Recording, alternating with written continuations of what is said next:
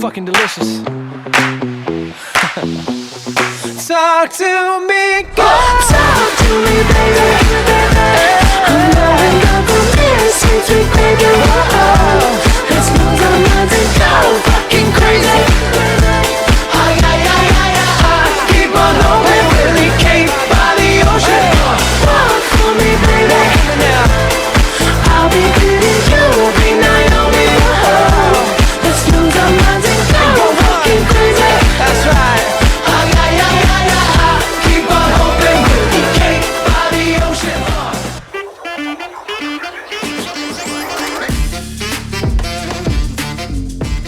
Bienvenidos, bienvenidos, un nuevo programa de Hablemos Claro, después del milagro. Estamos muy contentos de estar acá. Florencia, ¿cómo estás? ¿Cómo estás, Roque? Efectivamente nos volvemos a reencontrar con una nueva edición de Hablemos Claro. Vamos a tener un programa bastante variado, muy rico en contenido. Así que, Roque, bueno, se nos llegó la primavera. Llegó la primavera, el día del estudiante, pasó el día del profesor, También. el día del maestro. Efectivamente. Y también sí. quiero recordar y bueno, felicitarte aquí al aire porque nuestro compañero Roque el 21 de septiembre estuvo festejando un aniversario de casado, así que muchas felicidades, gracias. Roque. Bueno, una época del año, años. 4 años. ¿Ustedes cuántos llevan? Casados, Uy, ya me perdí. Qué vergüenza. No pasa 2019, nada. no pasa nada, puede fallar. Sí, casi 4 años. Claro, Sí, sí. 2019 nosotros nos Es casamos, verdad. así que bueno, Mirá qué 4 lindo. años. Bueno. Pero déjame también contarles un poquito a los televidentes. Ya en breve se está sumando Gonzalo. Tengan paciencia. Vamos a dar inicio al programa porque tenemos muchísimos temas para tratar en el día de hoy. Pero antes, Florencia, te pido que nos recuerdes las redes de comunicación y los medios por los cuales nos pueden seguir nuestros televidentes. Efectivamente, bueno, recordarle a toda nuestra audiencia que nos puede seguir por nuestras redes sociales, tanto en Facebook como en Instagram, en Hablemos Claro OK. Y también en nuestro canal de YouTube, Hablemos Claro OK. Vamos a hablar hoy, Florencia, del fallo de YPF, porque Argentina tiene que pagar y mucho, y en Bastante. dólares. También vamos a presentar un libro muy interesante, vamos a traer acá en estudio a su autor. También vamos a continuar con las jornadas de Derecho Constitucional que bueno, se realizaron en la Universidad Católica de Salta con profesores de todo el país. Muy destacados. Muy destacados, vamos a tener dos Exactamente. entrevistas de gran nivel realmente. Pero antes de todo ello, vamos a nuestra querida columna de todas las semanas, que es el editorial de Hablemos Claro, y en las palabras de hoy va a estar Florencia Maggi. You're fucking delicious. Talk to me, girl. Talk to me, baby. I'm knowing up from here, sweet, sweet baby. Whoa, let's lose our minds and go fucking crazy. Ay, ay, ay, ay, ay, keep on hoping we'll be caved by the ocean. Keep on hoping we'll be caved by the ocean.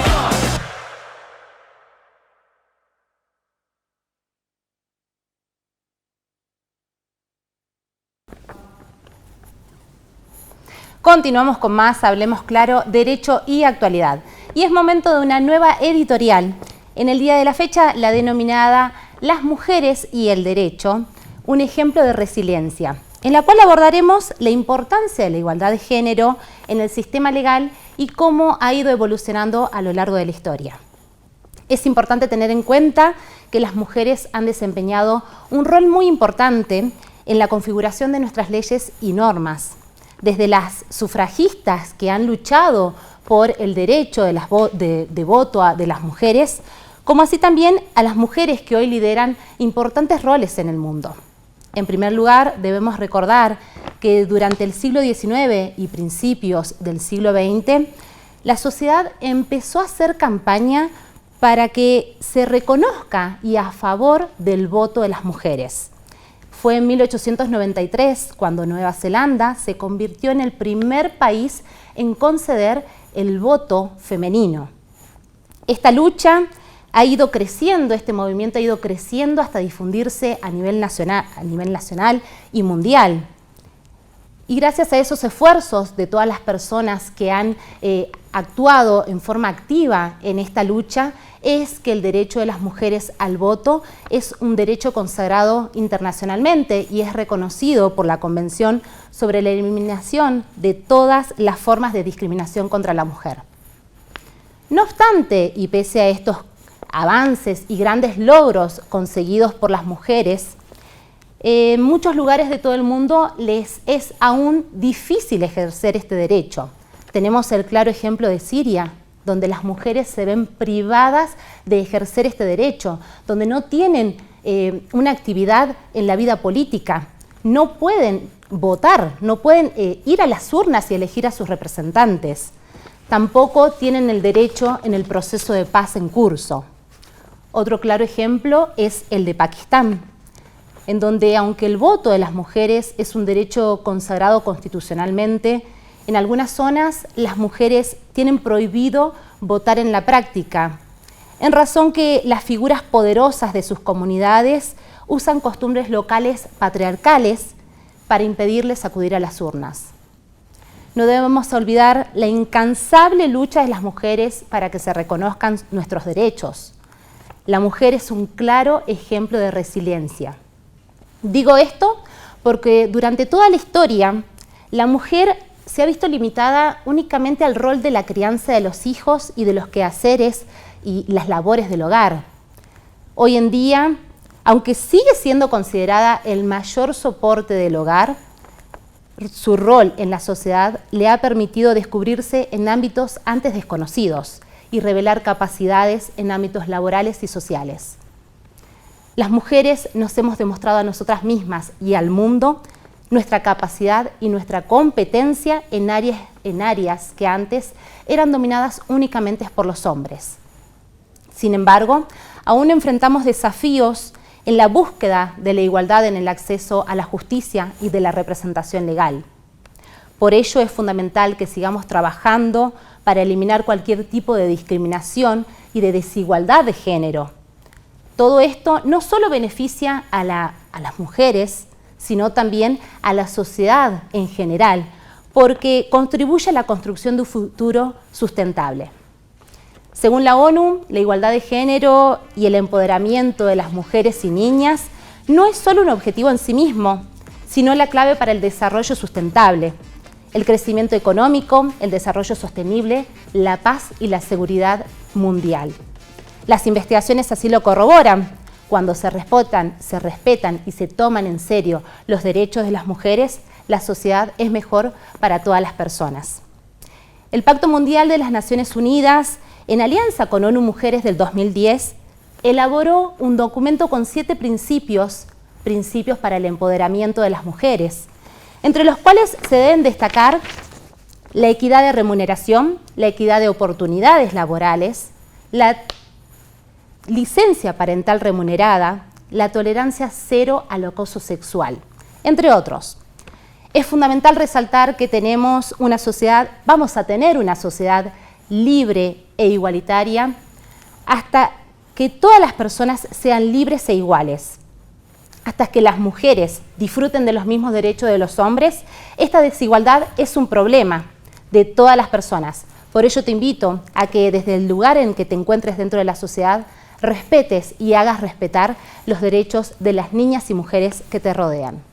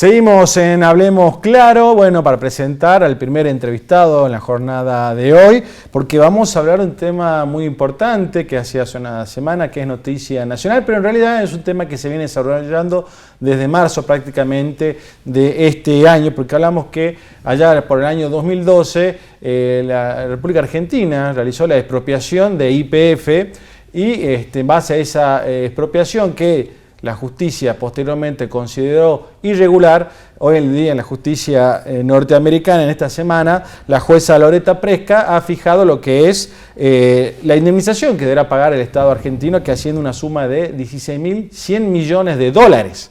Una suma, bueno, bastante importante.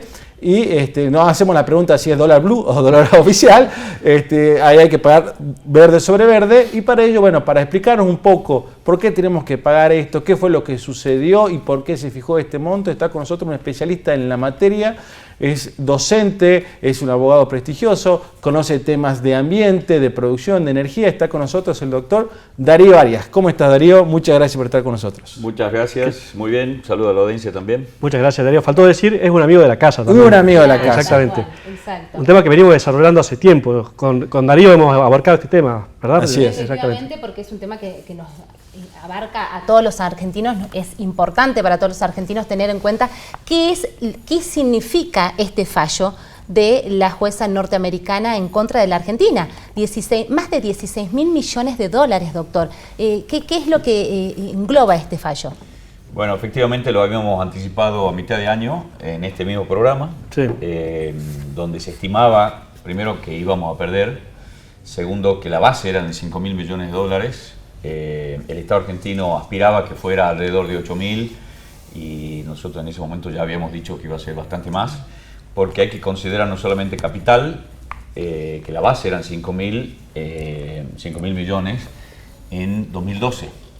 Más todos los intereses del tiempo que pasó, sumados, hicieron 16.099 millones. Entonces, es la más alta condena pecuniaria en un tribunal norteamericano contra un Estado.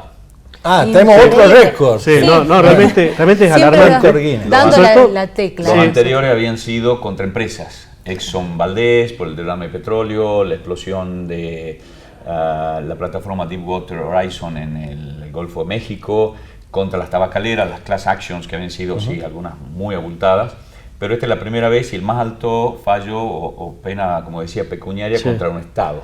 Doctor, de acuerdo a la información periodística, la cifra que Argentina deberá pagar equivale a 3 veces el valor de YPF. ¿Eso es así? ¿Realmente es así? Bueno, sí, es enorme, sobre todo porque hoy nuestro peso está totalmente devaluado. Claro. La empresa YPF, si bien ha seguido trabajando, produce, etcétera, no tengo exactamente la evaluación actual. Claro. Pero bueno, hay otros elementos. Primero, que puede haber apelaciones.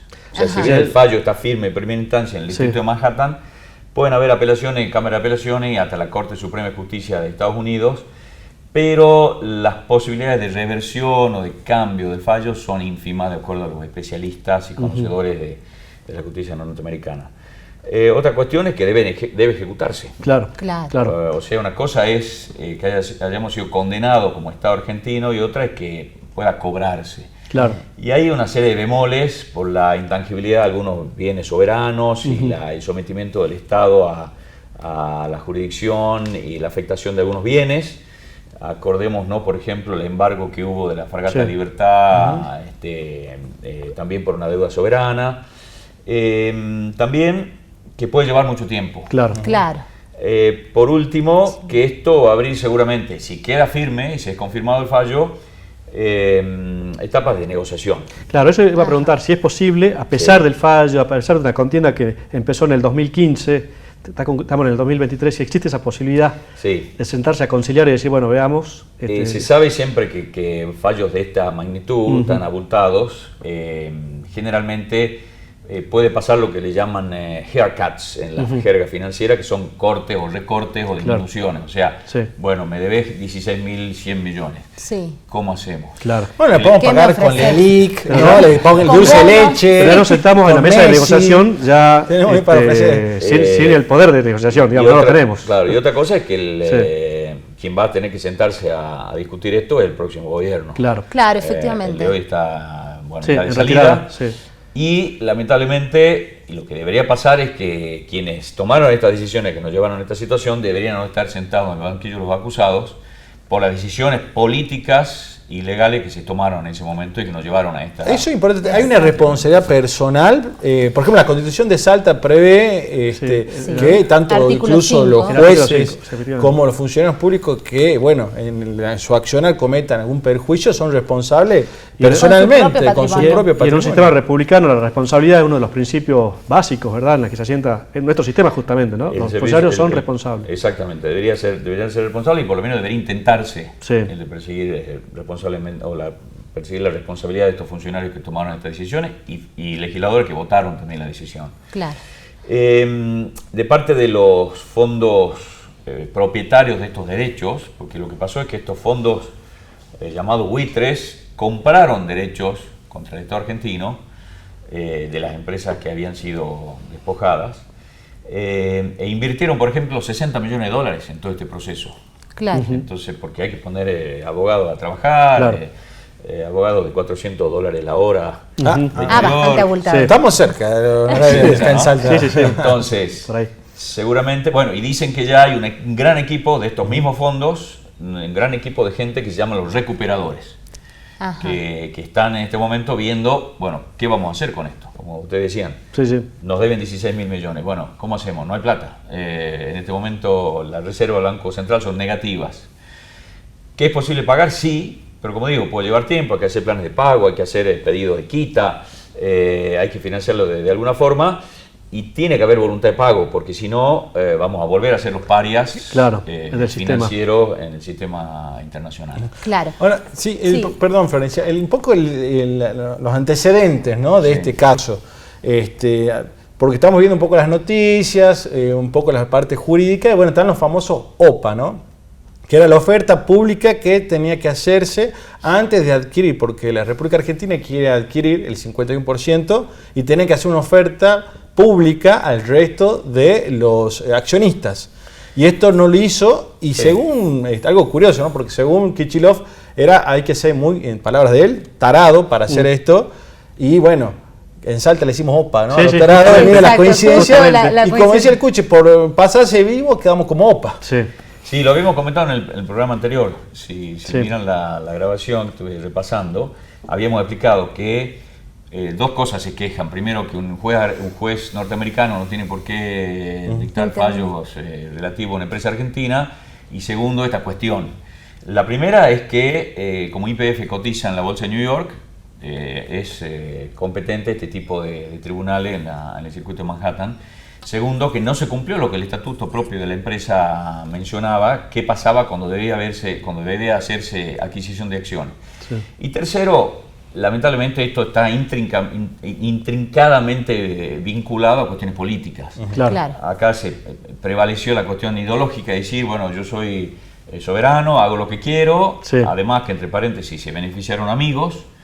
Y entonces, bueno, con el discurso de barricada, decir yo hago lo que quiero y esto es la gran añoranza de mi familia, de Cristina Kirchner, decir quiero que YPF vuelva a ser nacional, bueno, nos metemos en este tipo de cuestiones, o sea, es como los chicos que quieren hacer cosas pero sin sufrir las consecuencias de sus actos, ¿no? Efectivamente. Entonces realmente una actitud infantil, ahora decir, bueno, no me deben imponer, no quiero cumplir, esto es un disparate, pero estamos en aprieto. Infantil e irresponsable también. Totalmente. Tienen que tomarse las consecuencias de vida a cada uno de los políticos que han tomado esta decisión. Yo creo Sin que sí. perjuicio de eso, doctor, quisiera saber cuáles son las etapas que siguen en este proceso. Argentina, nos decías que puede apelar, que lo va a hacer el próximo gobierno. ¿Hay un tiempo, un plazo determinado? ¿Cómo estamos en esa A lo que etapa? me refería es que el pago, Sí. el eventual pago y de lo que se termine de determinar va a ser el próximo gobierno. Porque esto puede llevar tiempo. Cuando, bueno, se apele se anunció que se iba a apelar, básicamente los abogados ahora de Argentina, de la Procuración del Tesoro, presentaron una carta diciendo que bueno, no coincidían con el fallo y que iban a interponer una apelación que podía llegar como digo, a la tercera instancia de la Corte Suprema de Estados Unidos. Luego vendrá, si queda firme, las negociaciones Claro. sobre el monto y forma de pago. ¿Pueden llegar a haber medidas cautelares, embargos, etcétera? Sí, pero eso es un escenario ya mucho más remoto. Si realmente fracasaran todos los intentos de cobro o de negociación voluntario, o si hubiera alguna, de nuevo, actitud irracional del Estado argentino de decir no me importa, yo hago lo que quiero y me enemisto con Claro. el sistema jurídico internacional. digamos. ¿Los demandos son la República Argentina, el Sí. Estado argentino y YPF?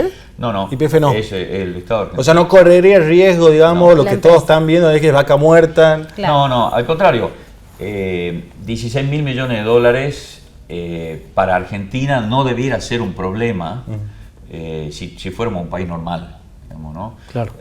Con la producción de vaca muerta y con la producción de exportaciones, etcétera. Lo que pasa es que lamentablemente estamos con un estado elefantiásico donde nos comimos toda la reserva y seguimos en déficit y seguimos haciendo las cosas mal. El estado de salida sigue nombrando funcionarios a mansalva y bueno, así estamos. Darío, quisiera retroceder en el tiempo, si bien la pregunta de Florencia fue para cómo seguimos a partir de ahora, volver al momento en el que se decide la expropiación. Ya adelantaste mi pregunta con la respuesta al decir, digamos, que cuestiones ideológicas, Exacto. discursos de barricada, yo soy soberano, hago lo que quiero, y estas son las consecuencias. Pero al margen de la cuestión ideológica, ¿había alguna razón técnica, jurídica, que alentaba la necesidad de la expropiación? No, YPF era Sí. nacional, fue privatizada durante la época privada, en la época de la presidencia de Estensoro, recordemos, YPF podría haber comprado Repsol si hubiera querido. Claro. De hecho, salió a hacer inversiones internacionales, Sí, sí. compró la empresa Maxus en Estados Unidos, por ejemplo, participó de la capitalización de las empresas petroleras bolivianas. O sea, era una empresa fuerte, Potente. robusta y competitiva. Sí. ¿Hoy cómo está YPF? Hoy está más o menos, Ujú. digamos, no es un desastre como empresa, pero tampoco es la empresa competitiva que era en ese momento. Dicen que hay dos empresas más rentables del mundo. Una empresa petrolera y una empresa petrolera mal manejada. O sea, no nos puede ir mal con una petrolera. digamos. Exactamente. Sí, sí, sí.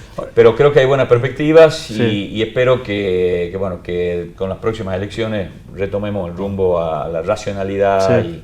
y a un mejor manejo de la cosa pública. Ahora, respecto, bueno, vos tenés mucha experiencia también en el tema energético. ¿Cómo ves a mediano plazo, no? Hay una noticia que salió este año, por ejemplo, que en Texas ya a partir del año 2025 no se iba a permitir la venta de automóviles que sean motor a combustión. Es decir, que los hidrocarburos ya poco a poco se iba a dejar de utilizar. Bueno, también una señal para una empresa como YPF, para los recursos que tenemos. Bueno, todas las petroleras actualmente están reconvirtiéndose y están embarcadas, Plus Petróleo, en otro caso, YPF, etcétera. Bueno, BP, todas las grandes tienen sus respectivas áreas de energías alternativas. ¿Vamos a llegar a ver nosotros ya que no se utilice combustibles fósiles No, o no eso creo, no creo. todavía no? Sí. De hecho, la semana pasada hubo un gran setback, un gran retroceso en cuanto a la transición energética justamente en Estados Unidos y en la industria automotriz, que Biden y los policymakers, quienes hacen las políticas estatales, se dan cuenta que es mucho más difícil de lo que se creyó y que no es solamente voluntarismo, decir, bueno, yo quiero eliminar los combustibles fósiles. La transición energética requiere mucho consumo de energía. Me parece una paradoja, pero es así. La propia adopción de energías alternativas, como son la fotovoltaica, la eólica, etcétera, requiere, por ejemplo, muchísimos minerales. Claro. De hecho, necesitas muchísimo cobre, litio, etcétera, y eso es minería, y la minería es gran demandante de energía. De todos modos, sí, hay una gran velocidad en la investigación y desarrollo de nuevas opciones como el hidrógeno verde, energía geotérmica, etcétera, que están siendo desarrolladas y la matriz energética se va reconvirtiendo hace 10 años en el 2% y estamos alrededor del 10%. Y entonces sí, hay una preocupación sobre todo por el cambio climático, digamos, ¿no? Los gases de efecto invernadero, la primera causa son los combustibles fósiles. Entonces, hay esfuerzos, pero no sé si vamos a llegar a ver. Imagínate convertir todo el transporte mundial de camiones, trenes y barcos, por Claro. ejemplo, Claro. dejar de usar gasoil o fuel oil. sí, paulatinamente se va despacito, hay algunas iniciativas incluso hasta de barcos, volver a las velas en momentos donde hay mucho viento, etcétera. Pero Hay estas propuestas, los dirigibles. Yo he visto esta semana. en economía es lo que se llama una oferta inelástica, digamos, ¿no? Lleva mucho tiempo la reconversión, no se puede de la noche a la mañana cambiar toda esta matriz energética que lleva siglos. Sí, exactamente. Bueno, Como el siempre, tiempo. realmente Te un agradezco placer, muchísimo. Un Darío. placer, sinceramente Darío, siempre nos saca todas las dudas, nos lleva al eje, así que bueno, un placer tenerte aquí una vez más. Muchas gracias, Darío. Gracias a ustedes por invitarme. Y nosotros, Roque, Florencia, vamos a un corte, brevísimo corte, y seguimos con más Hablemos Claro.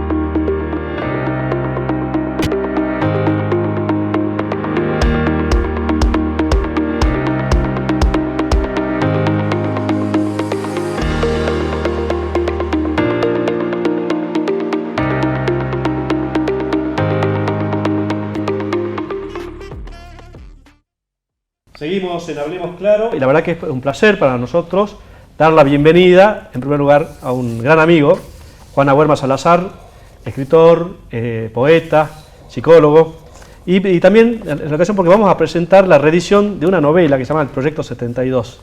Así que le damos la bienvenida, ¿les parece? Sí, por supuesto. ¿Cómo está? Muchas gracias, Juan. Buenos días, buenas tardes, buenas noches. Así es. Gracias. Bueno, está muy bien porque este programa se repite en distintos Así horarios, es. Bueno, así que muy atinado a la... está bien, muy. Tenemos en nuestras manos Proyecto 72. Ya Recién está. salido del horno. Recién salido del horno, está fresca la tinta. Está fresca Contanos cómo surge la novela. Se editó por primera vez en el 2004, esta es una reedición. Sí. Bueno, en realidad el núcleo de la novela surge de una manera, se podría decir, extraña o extraordinaria, porque nace en los contertulios que se hacían debajo de la higuera, en el patio de la casola del molino. Entonces, Emblemática higuera, sí. emblemática. Conocen la higuera de la casola, Sí. ¿no? Sí, por por supuesto. supuesto. Pueden pasar el chivo. Sí, claro que sí. Luis Burela 1. Y bueno, en esas charlas peregrinas, en realidad no se sabe bien dónde nació la idea, Claro. o de quién, porque nació de las conversaciones. Yo creo que fueron los espíritus debajo Sí. de la higuera que nos relataron o nos dieron el argumento que constituye el núcleo de la novela, que después se hace ficción. Que nos muestra un aspecto interesante, tal vez un provocativo, donde se pone, entre comillas, la estructura férrea de lo que es la justicia, Sí. ¿no? O sea, todo ese edificio construido sobre el derecho romano, sobre la Santa Inquisición en Toledo, que tenía 6 sótanos para abajo, y los familiares de los reos, para visitarlos, a los condenados, tenían que pagar peaje cada vez que pasaban de un piso a otro en las cárceles de Toledo. Les recomiendo un relato muy, muy lindo de Adolfo Bioy Casares, que se llama La Esperanza. No recuerdo bien en cuál de los libros, es un cuento de Bioy Casares, donde él hace una arqueología casi perfecta de lo que eran las mazmorras de Toledo. Bueno, digamos que el edificio de la justicia a lo largo de los siglos se ha construido sobre bases sólidas y férreas, básicamente lo que es el derecho romano. Se ha edificado sobre el discurso, porque es fundamentalmente discursiva, y se ha sedimentado a través de los años en la práctica y en el ejercicio de los cánones de la ley. Por eso menciono la Inquisición, la Santa Inquisición, que es parte, si bien ya es otro tipo de derecho. El hecho es que el núcleo del argumento consiste en lo siguiente. Los servicios, ya estamos en la novela, los servicios de inteligencia empiezan a investigar a un grupo de bohemios, de artistas, que se la pasan disertando, charlando debajo de la higuera, a alta hora de la madrugada, y sale un tema que les preocupa, y desarrollan toda una investigación sobre el tema, donde tienen agentes encubiertos que toman nota de las frases que se dicen, etcétera, etcétera. Y es el Proyecto 72. Según lo que se descubre, el Proyecto 72 consiste en lo siguiente. De pronto los bohemios, que por lo general son anárquicos y antisistema, dejan de renegar contra el sistema. No reniegan más contra el sistema. Y se supone que el secreto está en el Proyecto 72. ¿En qué consistiría el proyecto este? En que cada uno hace una lista de todas las personas que le arruinaron la vida. Claro. 8, 10, 12, cada individuo tiene su propio ecosistema. Yo le voy a pedir le voy a cortar un poquito. Mientras acá me enfoque, sí se puede retirar un poco los anteojos, porque tenemos un temita ahí con el micrófono. Con el micrófono, porque hace interferencia. Lamentable que perdamos. Yo creía que me iba a decir. Mira, acá le quiero mostrar la cámara, me enfoca mientras pasa el sonidista, acomoda. Tenemos acá lo que es Proyecto 72. Lo que me gusta mucho es primero el tamaño y la letra, que es para, bastante bien visible. Para nuestra edad, para nuestra edad, va a poder ver que realmente es muy buena calidad de la impresión. Y yo te hago el chivo, yo te lo vendo al libro. Vamos, te doy el 2,5%. Perfecto, bueno. Yo te cortaba la parte bohemia, porque bueno, la parte mercantil es importante para sostener la bohemia. Así que estamos en el capitalismo. Efectivamente, claro, bueno, superado la cuestión del sonido, estábamos escuchando atentamente, digamos, el núcleo de la novela, el Proyecto 72. ¿En qué consiste este mecanismo terapéutico del personaje antisistema, hipersensible, antisistema, de no renegar más, de no hacerse más mala sangre con ese ecosistema que le bloquea, lo corta, como recién me cortó el amigo Cornejo. Por el Sos parte del sistema que... Entonces no reniega más y se dedican a chupar y a comer y a conversar y a reírse felices. Consiste en el Proyecto 72. Cada uno de los implicados se hace una lista de las personas que le cagaron la vida. Entonces tenemos el director de tránsito que le quitó el vehículo.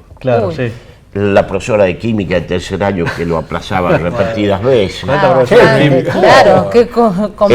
el abogado que le hizo juicio por alimentos. Claro, ¿qué tiempo? ¿Pobre abogado? ¿Pobre abogado? Claro, ejercía su profesión. Un par de ex también. Bueno, hace una lista de los que le arruinaron la vida. Cuando cumplen 70 años, se mandan un genocidio. Wow. Entonces, matan a los que están en la lista. En una noche, en 2 noches, en 3 noches. Y acto seguido ¿En conjunto? Perdón la pregunta, ¿pero lo matan en conjunto o cada uno por su lado? Cada uno por su lado. Cada uno cobra sus cuentas. Claro. Y Al otro día se presenta en la comisaría más próxima y dice, sí, he sido yo. Están las huellas dactilares, hay testigos, hay elementos que van a corroborar, que está el arma que he usado, y los condenan a más de 500 años de prisión y a menos de 1000. Claro. Pero he aquí el detalle. El detalle es que como tienen 70 años, les corresponde prisión domiciliaria. Claro. Y antes de cometer el magnicidio, porque también algún diputado ha matado, algún senador que les bloqueó el trabajo, antes de cometer el barbarismo, hicieron cambio de domicilio. Y el cambio de domicilio figura en Luis Burela 1, en la casola de Molino. Casona de Molino. Entonces ahí están los reos, ¿no es cierto?, según van cayendo, están bajo la higuera en la casola de Molino, y el Estado tiene que pagarles el vino, la coca y el bica por remis, los cigarrillos, etcétera, etcétera, etcétera. Y Claro. cumple prisión domiciliaria. Y cumple En su prisión lugar en el mundo. domiciliaria, en el mejor lugar del mundo. Claro. Y decía Mónico Sarabia, Sí. amigo Mónico Sarabia, cuando escuchaba, ya se hacían chistes. No estaba escrita la novela, no estaba escrita todavía la novela. No estaba escrita la novela, pero se hablaba, se Claro. hacían chistes, aumentaban conceptos, porque algunos decían no, pero el Estado provincial capaz que nos mande vino de la casa, Domingo Hermano. Claro. No. Entonces ya se habían inventado un negocio Sí. de vender las plazas debajo de la higuera a los Claro. futuros candidatos. candidatos. Yo, para no spoilear el libro, Sí. quisiera compartir también lo que es la contratapa escrita por Francisco Galíndez. Pancho Galíndez. Pancho Galíndez. Francisco Galíndez. Cuando todo acabe, cuando sea el final, cuando llegue a su término esta historia de locos, se verá quien fue capaz de vivir sin resignarse, quien fue fiel a la leyenda del sur, quien persiguió un solo corazón en las huellas de la lluvia. Bueno, muchísimo arte, seguimos leyendo. Solo entonces, no antes, estaremos en condiciones de ver la triple calavera del destino, ese relámpago de sombra que nos da lugar a ningún salto mortal equivocado. Mientras asistimos a este fin de fiesta interminable, donde se mezclan los faroles y la niebla, y donde las marionetas cantan su última canción de amor, mientras afuera ruge el olvido como un puño lleno de viento. Francisco Galíndez. Hermoso poema, el tucumano Pancho Galíndez. Claro. Cuadripléjico de nacimiento, Ajá. uno de los mayores poetas del noroeste argentino. Bueno, Impresionante. yo agradecerle muchísimo. ¿Dónde pueden adquirir el libro? ¿En qué librería se Eso es puede un misterio. conseguir? Eso es Eso un es un misterio. misterio todavía. Estamos sin stock porque estamos esperando que suba el dólar. Claro. Sí. Entonces recién Cosas que suelen suceder en estas épocas. Suelen suceder. Sí, va a estar en las librerías Rayuela, Perfecto. Bien, en 12 fantástico. letras, en las librerías más. La Feria del Yo Libro. una Bueno, última queda pregunta que quiero poquísimo hacer, tiempo, sí. una Sí. última pregunta porque Sí. me llama la atención. El objetivo que tenían, bueno, era cobrarse las deudas que tenían pendiente cada uno de los amigos, estos bohemios que nos comentás.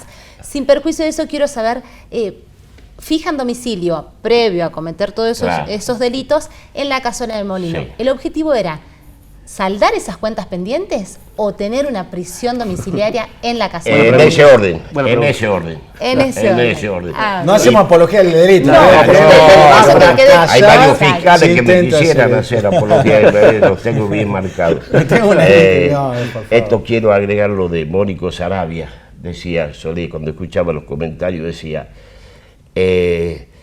el proyecto 72 es impecable desde el punto de vista de la publicidad, decía. Brillante, no hay con qué darle. Bueno, Se lo dice Abel Mónico Sarabia, que fue abogado, No, fue Sí. padre, presidente de la Corte, miembro de la Exactamente. Corte. Simplemente recordar que el arresto domiciliario o la prisión domiciliaria es una facultad que tiene el juez y no es obligatorio. Es decir, podía pasar que llegaban a los 70 años y no le conseguían la domiciliaria. Y había que qué apelar. hacían ahí? No, se supone que hay jueces sobornables. Ah, Muchas gracias, En Juan. este país no hay nada absoluto. bueno, Juan, por- muchas gracias. Muchas gracias a ustedes. hacemos nosotros, Gonzalo, Florencia, Juan, una muy breve pausa porque se acaba el programa, nos queda un último bloque y todavía tenemos entrevistas para presentarle y comentarle a nuestros amigos.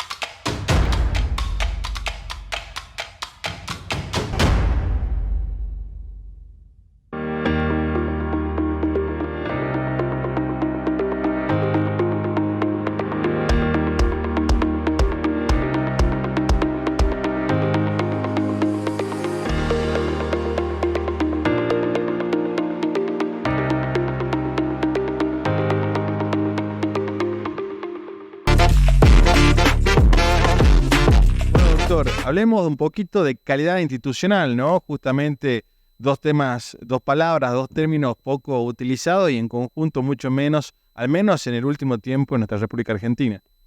Bueno, sí, bueno, efectivamente. Es decir, este encuentro, que es de profesores de Derecho Constitucional de todas las universidades del país, es un encuentro, es el 27º encuentro.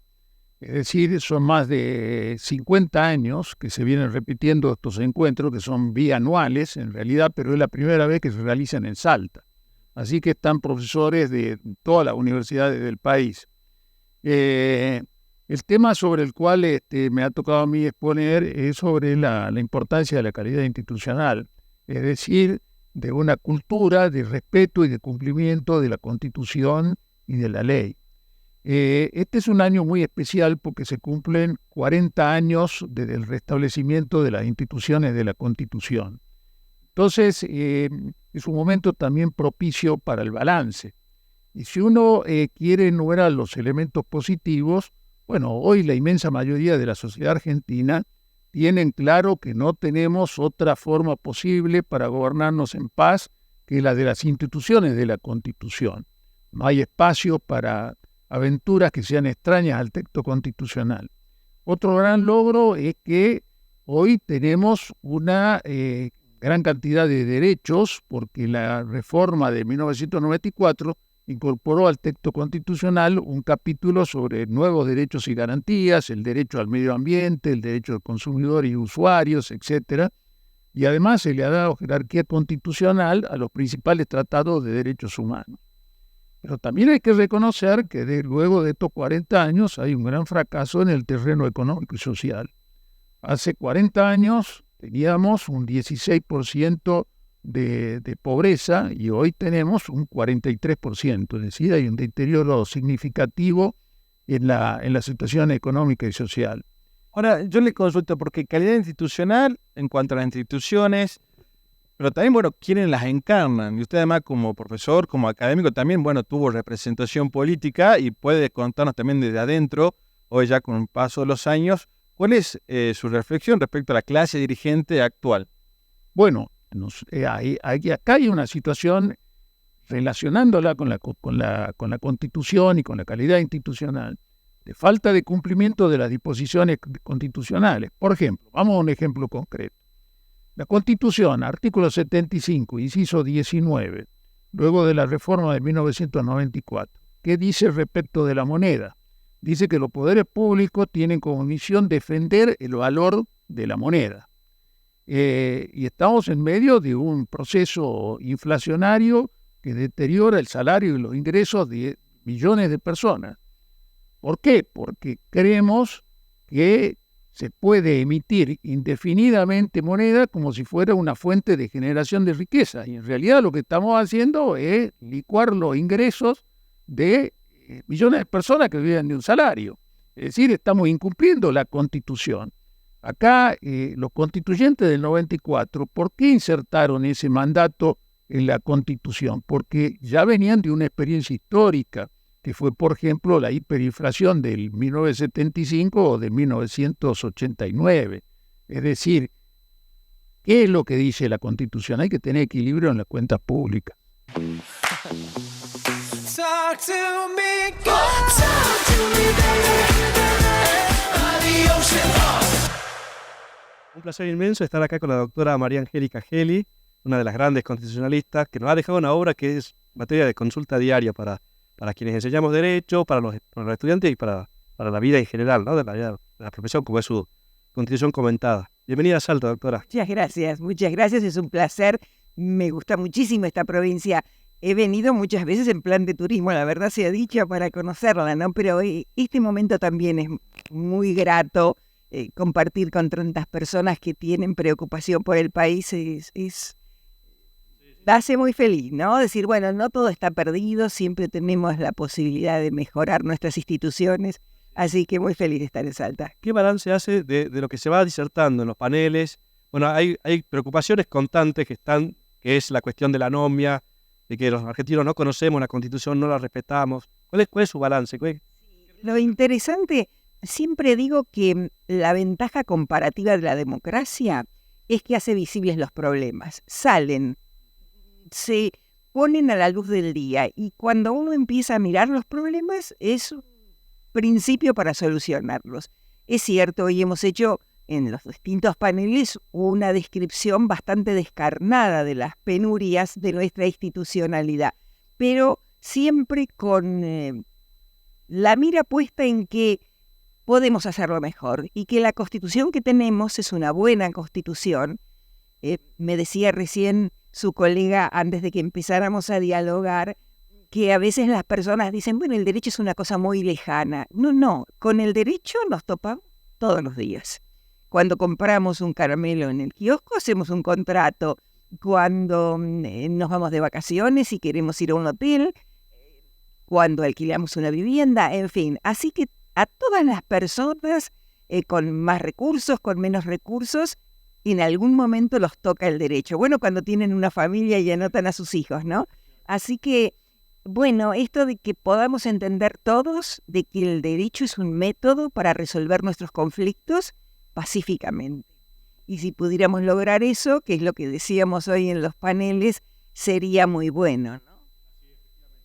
Bueno, pensando en nuestra época, la época tan difícil que nos toca vivir como argentinos y demás, si usted tendría que seleccionar el artículo de la Constitución que nos debería iluminar el camino, ¿cuál sería? Yo diría lo primero el preámbulo, porque el preámbulo, yo creo que y como está redactado casi le diría que es único, porque es una invitación, dice, a todos los hombres del mundo que quieran habitar el suelo argentino, ¿no? Contrato social abierto. Recién estábamos disfrutando de unas riquísimas empanadas y unas que eran, yo digo, estas son libanesas. Me dijeron el nombre pero no lo retuve. Y bueno, esto, nuestro país, con tantos inmigrantes, con pueblos originarios, tiene una diversidad social enorme. Y la Constitución reconoció la diversidad social en la reforma del 94. Pero además tiene un artículo, el 19, que viene de la Constitución histórica, que a mí me parece que si sacáramos todos los demás, con ese solo podríamos crear una cultura de los derechos y de los deberes, ¿no? También de los deberes, porque si no cumplimos los deberes, nadie puede disfrutar de los derechos.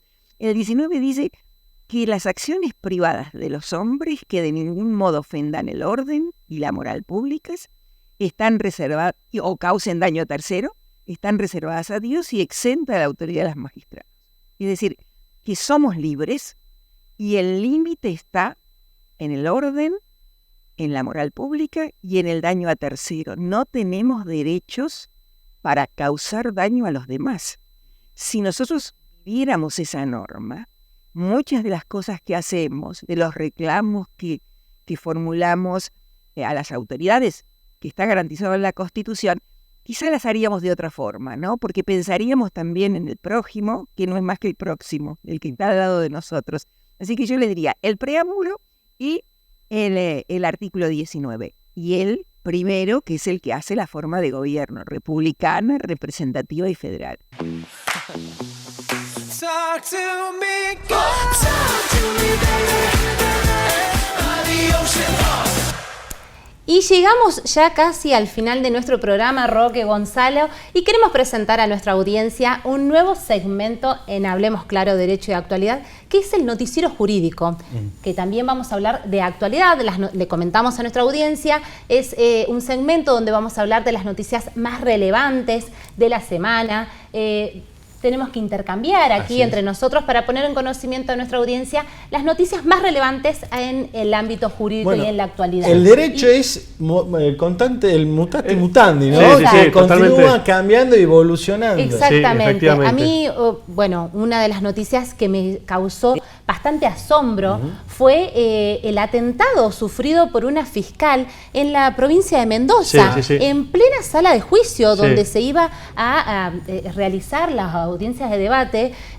Los guardiacárceles se descuidaron de un imputado al cual se lo iba a acusar de un determinado delito. Ya estaba sentada la fiscal. Estaba sentada la fiscal, no estaba todavía los jueces, estaba la defensa.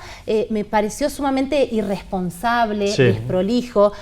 desprotegida Sí, la fiscal. podría haber sido realmente una tragedia, ¿no? Caótico, realmente sí, caótico. Sinceramente, se burló la seguridad de los guardiacárceles. Bueno, sabemos, y para los que no tienen conocimiento, ponemos en conocimiento, valga la redundancia, que cuando se va a acusar a una persona de un delito en una audiencia de debate, se le saca a las esposas cuando están los jueces para que ellos sean y escuchen toda la audiencia que se va a desarrollar.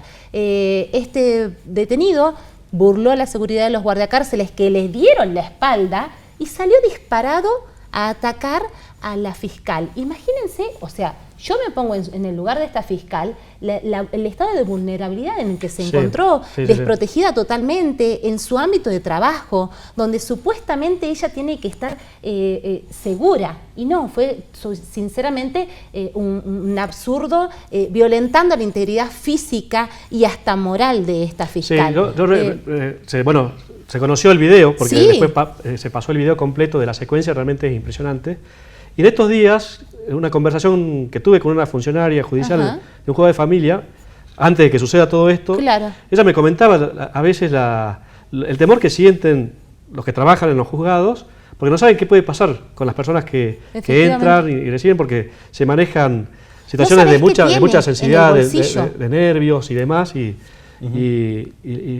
llamar a la reflexión, ¿no? Digamos, Sí, la tal seguridad con la que, o la inseguridad con la que se trabaja en los ámbitos judiciales, ¿no? Exactamente. Exacto. Bueno, otro tema también que quiero traerles acá a la mesa es uno relacionado a un fallo que salió esta semana, que lo titula el dial el Alveraz por no pagar alimentos. Guau.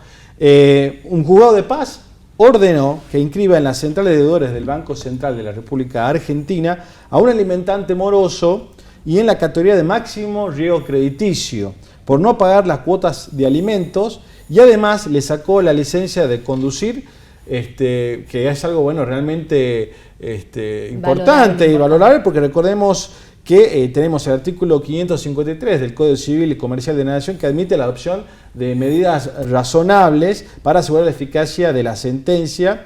Y esta deuda era de 90.000 pesos, habrá que ver los intereses de la deuda, pero sabemos que los créditos alimentarios se requieren para allá, y sobre todo con el efecto inflacionario y la importancia, la trascendencia de dar sentencias fuertes en temas tan sensibles para que, aleccionar también a la sociedad, ¿no? La sociedad toma nota de esto, los abogados toman nota de esto, y creo que son criterios que se podrían repetir a lo largo y lo ancho de nuestra República Argentina, porque lamentablemente es una práctica que vemos cotidianamente hablando en criollo, de patear los alimentos, ¿no? Exacto, de no pagar, sí. de no realizar trabajos registrados, Total, de esconder no me pasa los nada. créditos. Sí. Exactamente. Así que vemos cómo la justicia se va ayornando y adoptando determinadas medidas que en estos casos son realmente muy eficientes. Así es, Roque, y hablando de alimentos y hablando de la necesidad de ayornarse y de buscar respuestas creativas para hacer efectivos los derechos, en Corrientes en estos días un juez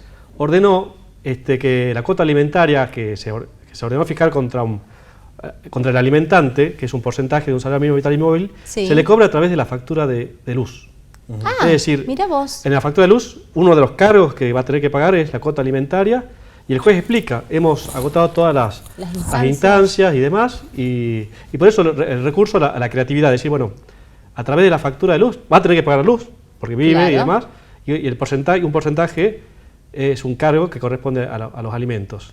Una manera de hacer efectiva, eficiente, exactamente, la sentencia, ¿no? Muchas veces llega la sentencia, pero no se la puede ejecutar, ¿no? Como hablamos hoy, por ejemplo, en el caso de YPF, que es cierto, uno el sentimiento nacional lo tiene, uno es patriota, quiere que siempre al país le vaya bien, no importa quién gobierne, y lamentablemente, transitamos estos episodios por decisiones que justamente la política equivoca y pasa por encima de lo que marca el derecho y la norma. Recordar que fue en el año 2012 y estamos en el año 2023, o sea que la justicia es lenta en todos sus niveles, en todas partes del mundo aparentemente. Sí, efectivamente. Bueno, acá ustedes hablando de derecho de alimentos, de las condenas a estos alimentantes que no cumplen, estos alimentantes que son insensatos también. exhortar a las personas, a los progenitores no convivientes, a aquellas personas que tienen la obligación de alimentos para con los niños, de que cumplan, porque Roque nos planteaba un caso de un alimento, el capital era 90.000 pesos, 90.000. y él fue condenado, o sea, le sacan la licencia de conducir.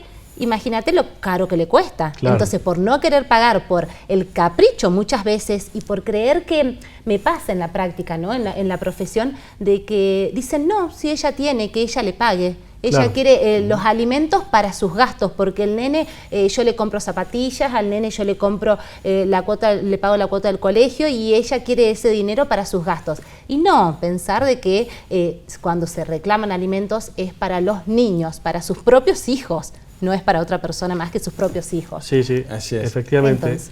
Y la necesidad de buscar, digamos, recursos, medidas para hacer efectiva la sentencia, ¿no? Digamos, en nuestra provincia, por ejemplo, se han habilitado los registros de deudores alimentarios Sí. que no parecen haber dado las respuestas que se esperaba cuando se sancionó la ley, ¿no? No, bueno, también me acuerdo de otra condena a un hincha fanático Sí. de un club Sí, sí, que sí. le prohibieron el ingreso al club. Entonces, imagínate, ¿qué más condena, qué más castigo que el no poder ingresar todos los domingos a su club a ver a su equipo favorito, que tuvo que cumplir sí o sí con los alimentos? Con los alimentos, sí. Bueno, ahí hay que ver, porque si comenzó a ganar su equipo, creo yo que los hinchas, por más que pague la deuda, el resto No de lo la iban a hinchada dejar entrar. no lo van a dejar Claro. entrar, porque las cábalas en el fútbol son fundamentales, Sí, como en tal la vida cual. misma. Mire, no sé si usted tiene cábala, Florencia, pero yo no creo en las cábalas, pero hay rituales ¿Y que uno cuáles tiene son que tus conservar. cábalas? Y por ejemplo, un juicio importante era la época de la corbatita, Sí. de tener Sí. la corbata, dar determinada cantidad de pasos, entrar siempre con el pie derecho. Mirá vos. vos. Bastante cabulero. Sí, sí, sí. No, es que Bueno. sigan las tradiciones, son tradiciones que uno tiene y que hay que respetarlas. Claro, está Bueno, bien. nos tenemos que despedir. Pasó ya. volando Sí, realmente el pasó programa, volando, pasó volando. tal cual, Esto bueno. fue Hablemos Claro, el programa de Derecho y Actualidad. Nos vemos la semana que viene, muchas gracias.